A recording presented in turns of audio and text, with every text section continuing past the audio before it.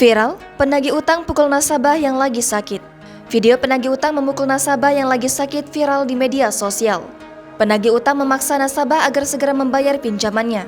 Video viral itu diunggah oleh akun Instagram @andreli_48. Dalam unggahan video itu memperlihatkan seorang pria mendatangi rumah nasabah. Nasabahnya seorang ibu-ibu.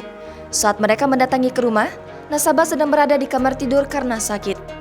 Karena tidak bisa bertemu, penagih utang marah dengan menyampaikan kata-kata kotor di rumah nasabah tersebut. Tak kunjung berhenti marah, nasabah akhirnya keluar kamar menemui penagih hutang. Mereka bertemu dan kembali adu mulut dan cekcok hingga saling tunjuk. Puncaknya, penagih utang memukul wajah nasabah.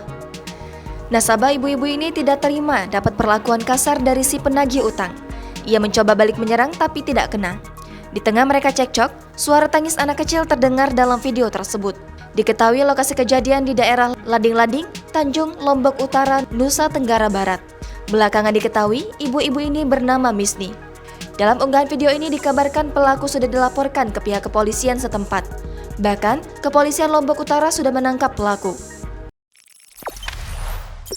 Jangan lupa subscribe, share, komen, dan like ya!